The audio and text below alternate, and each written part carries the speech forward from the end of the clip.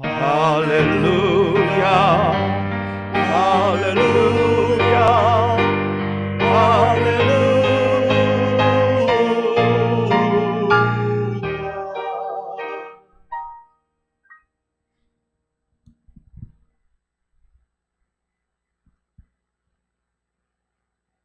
Ini sebuah metafora. Metafora. Kita tahu metafora adalah penggunaan atau pemakaian kata atau kelompok kata yang bukan dengan arti sebenarnya. Bertujuan untuk mengungkapkan atau menjelaskan atau menghadirkan secara langsung sebuah perbandingan, persamaan. Jadi yang pertama langsung saja, Bapak Ibu yang onsite, terpuji nama Tuhan, boleh hadir di sini. Tapi juga terpuji nama Tuhan yang ibadah secara online, di rumah masing-masing. Yang pertama adalah metafora yang nyata. Kok metafora nyata Pak Lusindo, Pak Pendeta? Oh iya. Karena kasih Allah Bapa di dalam Tuhan Yesus Kristuslah metafora nyata itu. Konteks Mazmur 23 yang sudah sangat kita kenal ini menandaskan bahwa metafora yang dinyatakan itu bukan sekedar metafora belaka, tetapi sebuah kasih, bahkan panjang apa tadi yang terakhir Bapak Ibu? Masa. Terus menerus, tidak berhenti. Dia Allah yang bukan membelakangi kita. Sekali lagi saya ulangi.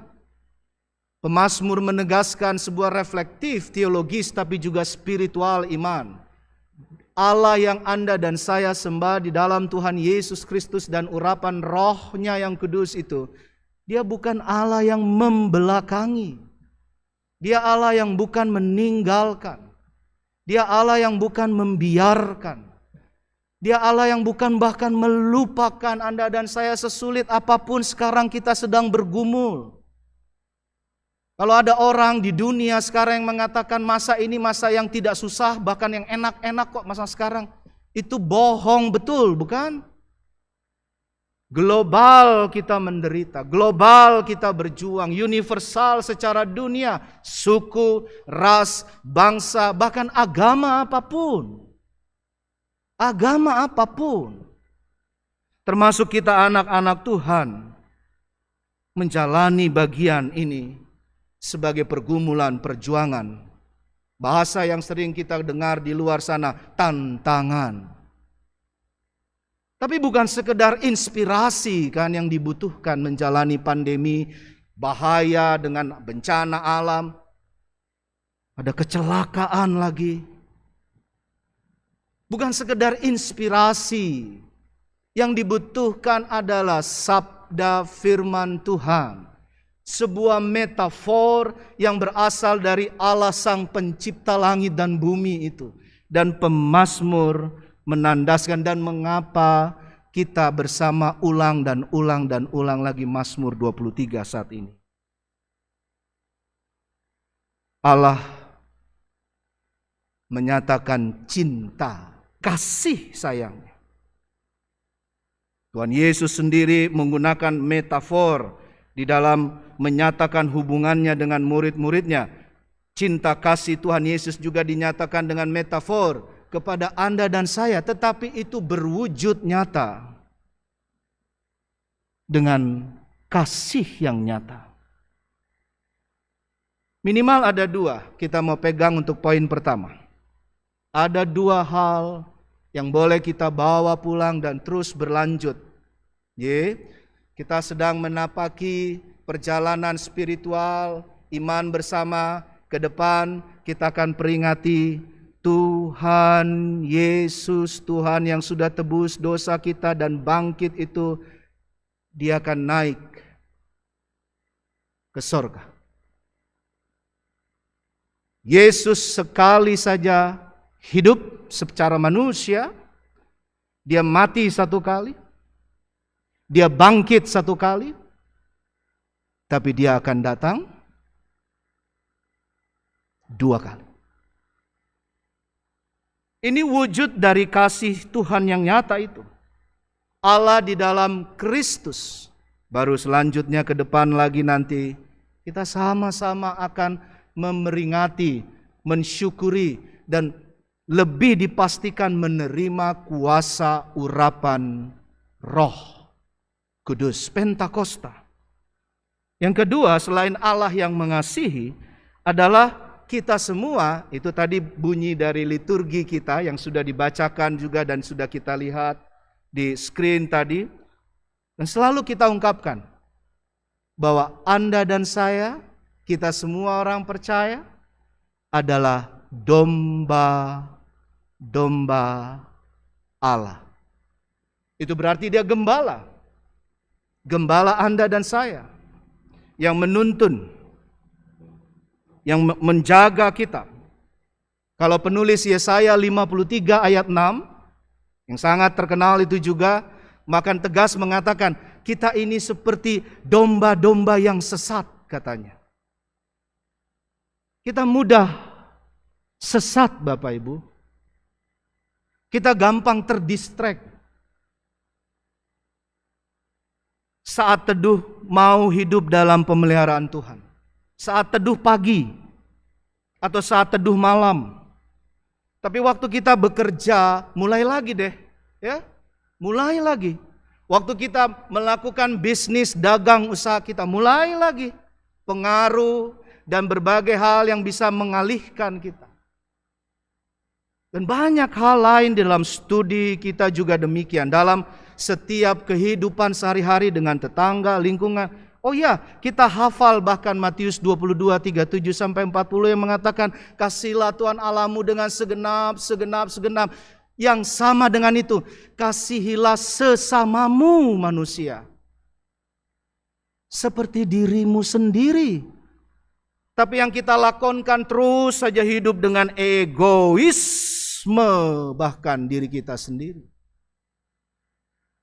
Nanti ketika ada sesuatu terjadi, ketika ada yang sakit terjadi, ketika ada yang pilu terjadi, baru kita masuk lagi kepada abu dan debu kita. Dan kita berkata, Tuhan rengku saya ini nestapa, saya ini pilu, saya menangis, tolong saya. Saya berkata ini juga untuk saya berkata ini untuk kita semua, Bapak Ibu. Kasih sayang itu sejati. Karena sumbernya adalah Allah. Kita dipastikan ulang menjadi milik. Sekali lagi saya ulang. Diam sebentar, renungkan ini Bapak Ibu yang di rumah, online, dan kita semua. Kita bisa ibadah seperti ini karena kita miliknya Tuhan. Kita tidak layak untuk melakukan ibadah seperti ini sebetulnya. Tapi dia merengkuh kita dengan seluruh kelemahan dan berbagai kegetiran yang terus-menerus menerpa kita, yang gampang sekali kita jatuh terpelecok, jatuh bahkan sampai terjerembab. Tapi Tuhan tidak berkenan. Dia gembala yang gendong kita. Dia gembala yang cari kita. Mana ini? Mana si A itu yang wilayah itu? Mana ini anakku yang keluarga ini di wilayah yang B itu? Mana anakku ini yang dulu dia aktif di paduan suara ini? Mana anakku yang dulu sekolah minggu bertumbuh di GKJ Nehemia ini? Mana dia yang CD di GKJ Nehemia kok sekarang gak kelihatan lagi? Banyak hal. Dan ini menjadi bagian, tetapi harus menjadi bagian yang membawa syukur. Semangat. Harus ada perbaikan seperti pohon, harus ada pembenahan. Kemudian baru terjadi pertumbuhan. Bahkan sejak biji itu harus jatuh katanya. Jatuh mati, baru bertumbuh. baru ada akar, baru ada semua yang indah, bunga, tunas, kemudian berbuah-buah. Ini yang kedua. Cuman 2 poin. Jadi selain satu tadi metafora yang nyata, ingat bawa pulang, mari kita lakukan. Bertumbuh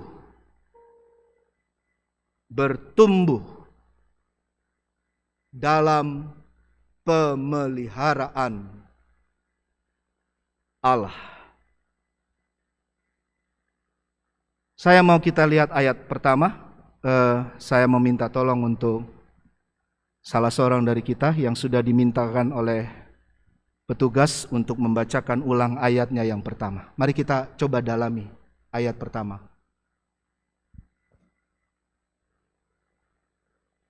Mazmur 23 ayat yang pertama.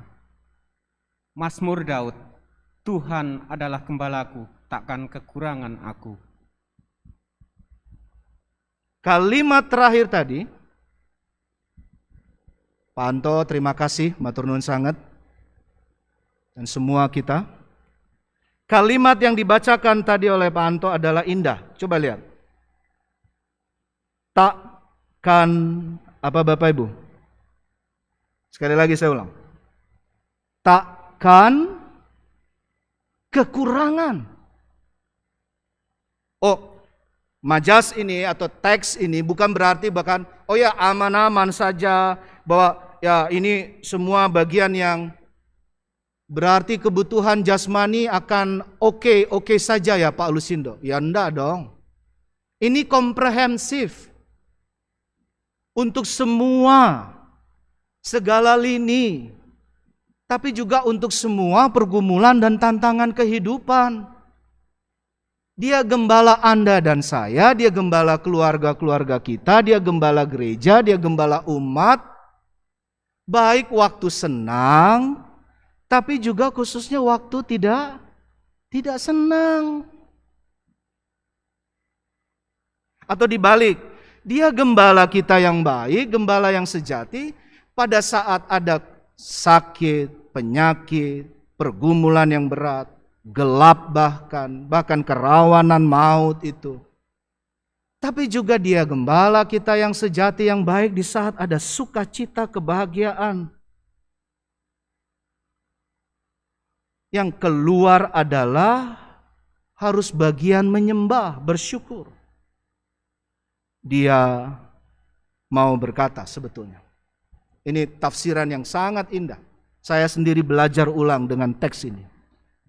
Dia dengan kalimat takkan kekurangan aku, bahwa dia Allah yang tidak bercelah. Dia Allah yang tidak akan berkekurangan itu, memberi, memberkati. Dia gembala yang tidak akan pernah membelakangi kita. Lalu ayat yang kedua, coba kita ulangi lagi. Kami persilahkan, mohon dibacakan ulang. Ia membaringkan aku di padang yang berumput hijau. Ia membimbing aku ke air yang tenang. Wow, indah sekali kan? Indah, bukan main ini. Membimbing ke air yang tenang, tapi itu meneruskan dari kalimat sebelumnya di padang yang berumput hijau. Dia menyediakan kebutuhan. Percaya. Jangan tidak percaya. Yakin bahwa di balik kelokan, belokan, pergumulan, bahwa di balik berbagai tantangan, perjuangan, studimu, pekerjaanmu yang masih sangat berat mungkin sekarang, apapun kehidupan kita, belokan-belokan itu, di baliknya Bapak Ibu, Tuhan, lihat ini, sudah sediakan berkat. Ia membaringkan aku di padang yang berumput kering. Tidak, berumput hijau. Dan ia membimbing aku ke air yang bergolak. Tidak, air yang tenang. Namun gembala yang baik dan sejati ini Bapak Ibu Saudara, dia juga menyertai kita dalam segala perjalanan. Kelok demi kelok tadi, bahkan dari dentuman, ancaman musuh-musuh. Musuh-musuh yang ganas. Sebelum kita baca ayat 3 dan 4, Bapak Ibu Saudara-saudara, tadi di awal saya menegaskan ulang, dan saya mau kita sama-sama prihatin apa yang terjadi dengan KRI Nanggala 402. Sudah dinyatakan tenggelam. Masih akan terus dilakukan pencarian. Ini khusus tentu untuk TNI kita yang kita kasihi. Terlebih khusus kepada Angkatan Laut. Tapi juga untuk kita semua, untuk pemerintah kita, untuk kita sebagai rakyat dan bangsa. Jadi berbagai kerawanan itu bukan hanya terjadi di darat dengan pandemi kita sekarang. Tidak hanya dengan udara, yang juga beberapa waktu kemarin, saya bukan hanya ulang-ulang supaya kita bisa berefleksi betapa Tuhan akan terus menyertai kita sebagai gembala. Jatuh pesawat, tetapi juga yang di dalam laut, darat, udara, laut. Itu artinya nggak ada tempat yang aman sebetulnya. Lalu apakah ini alasan kita yang terbesar untuk kita terus hidup dalam ketakutan? Ya enggak dong. Aku tidak mau engkau hidup dalam ketakutan. Itu Tuhan sepertinya ingin berkata melalui pemazmur kali ini. Coba kita lihat ayat kita berikutnya Bapak Ibu Saudara-saudara. Kembali saya mohon pertolongan untuk ayatnya yang ketiga dan keempat langsung. Ia menyegarkan jiwaku. Ia menuntun aku di jalan yang benar oleh karena namanya. Sekalipun aku berjalan dalam lembah kekelaman, aku tidak takut bahaya. Sebab engkau besertaku. Gadamu dan tongkatmu, itulah yang menghibur aku. Ini kan termasuk dalam hal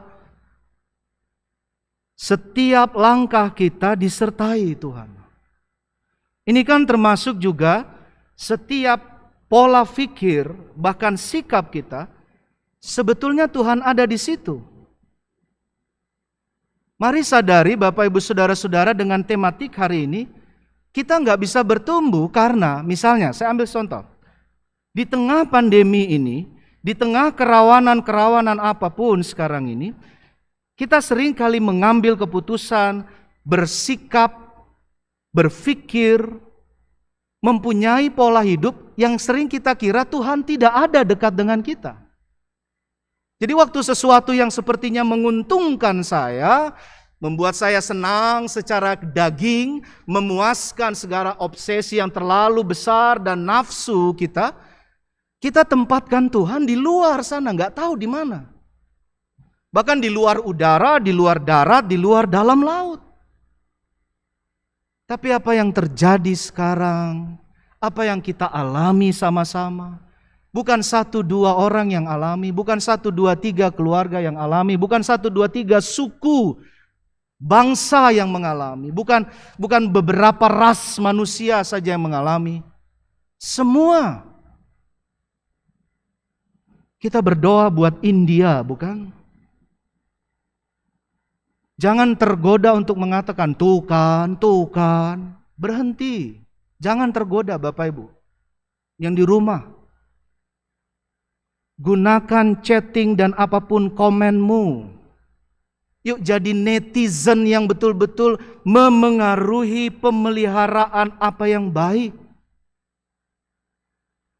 Tuh kan, Sungai Gangga kan. Tuh. Jadi negatif. Tidak. Mari peduli, mari doakan. Ngeri. Kita melihat foto-foto dari India. Kalau yang diangkat ke ambulans saja, jenazah-jenazah diangkat ambulans itu sudah sangat manusiawi dan sangat mewah. Karena ada banyak yang harus dibakar di tempatnya langsung. Itu manusia. Kita tidak mau. Bahkan kalau kita bisa berdoa, Tuhan jangan saya sampai mati seperti itu. Tapi betul-betul ada penyesalan, harus ada betul-betul ada penyembahan di sana seperti ayat 3 dan 4 ini. Inggris sampai dengan Italia, kalau tidak salah, berita juga yang Bapak Ibu mungkin sudah lebih banyak tahu daripada saya. Melakukan kebijakan-kebijakan ulang lagi. Dan negara-negara lain stop untuk penerbangan. Ada yang beberapa hari, ada yang beberapa minggu, ada yang belum tahu kapan waktunya. Kita di Jakarta, kalau Anda sadari dan detail, saudara, kemarin katanya ada gempa lagi. Lalu kita bilang, enggak kok, kita enggak ngerasain. Jangan begitu, refleksi, evaluasi. Oh iya ya, waktu buka berita dari sumber terpercaya, memang yang sekarang bisa lebih rawan terjadi itu daerah-daerah di luar Jawa, daerah-daerah di luar Jakarta. Doakan mereka. Dan naikkan sembahmu kepada gembala yang baik. Supaya bukan kita saja yang dijaga, tapi mereka semua yang menangis, yang menderita. Saya sudah pernah bilang, Bapak Ibu Saudara-saudara, di dalam khotbah juga di sini, di keberadaan kita sebagai umat percaya GKJ Nehemia, dan siapapun Anda Bapak Ibu yang mengikuti ibadah online ini, gereja manapun Anda, dan siapapun Anda, kami menerima dengan cinta. Dengarkan apa yang sedang saya katakan. Hari-hari kita dikelilingi oleh suara sirene ambulans. Mari detail dengan itu. Bukan sekedar suara deru motor seperti di sini atau mobil biasa. Suara sirene ambulan berbeda dengan sirene polisi atau damkar. Di sebelah GKJ Nehemia kami ini ada, kita ini damkar, pemadam kebakaran, sirenenya berbeda. Apalagi kalau malam. Mari langsung berdoa dan doakan kepada Tuhan. Ketika engkau mendengar itu, Tuhan, tolong sembuhkan yang terbaring di dalam ambulans itu. Tuhan, aku sungguh mau memohon padamu, jagai keluarga dari si pasien yang ada di dalam ambulans dan harus dirawat ini. Terus begitu. Ini yang namanya pertumbuhan. Sekalipun aku berjalan dalam lembah kekelaman, aku tidak takut bahaya. Jadi bukan kita yang bilang, mana, gak takut. Bukan. Lalu kita buka masker. Lalu kita gak jaga jarak lagi. Lalu kita mulai gak rajin cuci tangan. Bosen ah. Godaan sekarang adalah, Bapak Ibu, saya juga, sesudah vaksin kedua, betul?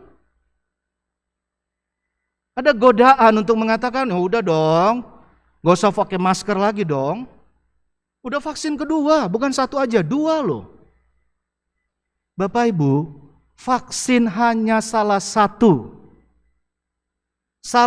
solusi untuk kita menghadapi solusi dari Tuhan melalui pemerintah, melalui para medis, melalui para ahli. Besok kita yakin percaya, gembala kita yang baik akan beri solusi-solusi yang lain lagi. Terus begitu. Kita belum tahu apa dan bagaimana besok, bukan? Ayo berjalan dengan berkata, ya, ayat 4. Aku tidak takut bahaya, sebab Engkau besertaku. Sekali lagi, 3M. Saya tidak jera-jera mengingatkan. Masker, pakai terus. Cuci tangan, jangan abai, jangan lalai, jaga jarak terus. Satgas pemerintah, Satgas Covid bahkan menegaskan lebih besar lagi. Iman, aman, imun. Makan yang sehat, tidur istirahat yang cukup, dan bergembira, bersukacita. Hati yang gembira adalah obat. Pemazmur menggambarkan Tuhan sebagai tuan rumah. Pemazmur menegaskan juga Tuhan gembala itu adalah yang mengatur semuanya, menyiapkan semuanya. Dia menerima Anda dan saya dalam hospitalitas, menyambut kita dengan cintanya, memberkati, mengangkat kita, dan terus menerus membuat kita lebih wangi, lebih indah. Coba lihat ayat 5. Kita buka lagi ayat 5, Bapak Ibu, kita maknai. Kami mohon bisa dibaca ulang lagi. Ayat 5. Engkau menyediakan hidangan bagiku di hadapan lawanku. Engkau mengurapi kepalaku dengan minyak, pialaku penuh melimpah. Ya. Jadi mari membawa keharuman. Karena isi minyak itu adalah minyak yang the best, ya, dan harum. Biasa yang digunakan adalah dalam minyak itu adalah yang mengurapi kepala, minyak narwastu. Yang dalam konteks Yesus, Petrus dan kemudian murid-murid, kemudian sering juga kita sekarang mempertanyakan, Tuhan ini bagaimana, saya lagi susah juga, kita lagi sulit juga, bagaimana kita harus berbagi? Narwastu mahal. Tapi sampai dengan kematiannya, perempuan-perempuan yang pertama kali, ibu-ibu yang datang ke kubur Yesus, mereka menyiapkan yang wangi, yang terbaik. Sudahkah? Sudahkah yang terbaik?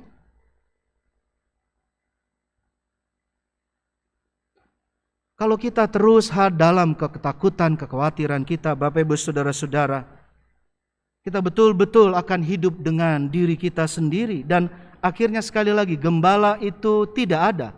Jangankan dia gembala yang baik, jangankan dia adalah gembala yang sejati. Dia kita tempatkan tidak tahu di mana, di luar sana. Mari undang dia. Kasihi kepada siapapun. Teman-teman kita, umat muslim, sahabat-sahabat kekasih kita sedang berpuasa. Mari hormati, respect dengan mereka. Mari sayangi mereka. Doakan tetanggamu yang sedang berpuasa. Kalau ada yang bisa dibagi, walaupun saya tahu percis ada bapak, ibu, dan keluarga-keluarga yang sudah dari dulu melakukannya. Terpuji nama Tuhan. Pandemi ini bagikan, walaupun mungkin hanya kecil. Apapun bentuknya, kecil. Bagikan kepada tetanggamu, kepada sahabatmu. Yang sederhana, itu yang sejati.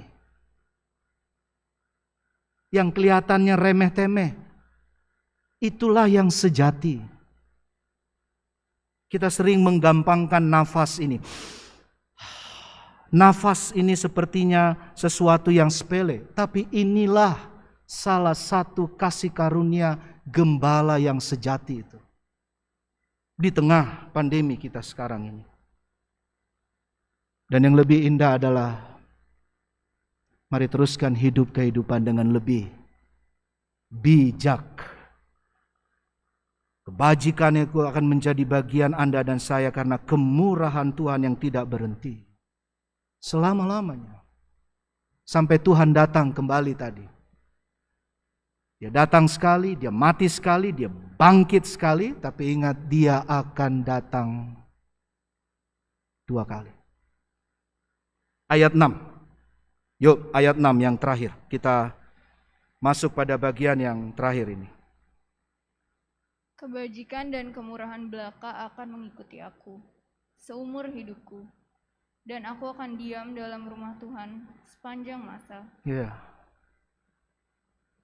Dan aku akan diam dalam rumah Tuhan sepanjang masa.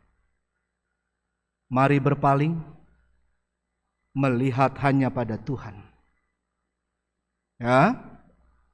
Mari mengikuti gembala yang sejati, yang baik itu. Gembala kita yang baik, yang sejati itu. Ikuti terus menerus. Dan kita mengalami perjalanan hidup. Naik turun, bagaimanapun sulit beratnya. Kita tahu bahwa ada gembala kita yang baik. Dan selalu akan menyertai, menjaga, memberkati. Tidak ada, Bapak Ibu, tidak akan ada pemeliharaan dan kepastian hidup yang sejati di luar gembala kita yang baik. Kalau dalam sekarang kita mengatakan, siapa dia? Tuhan Yesus Kristus. Selamat terus, selamat semakin bertumbuh dalam pemeliharaan gembala yang sejati. Tuhan Yesus memberkati. Amin.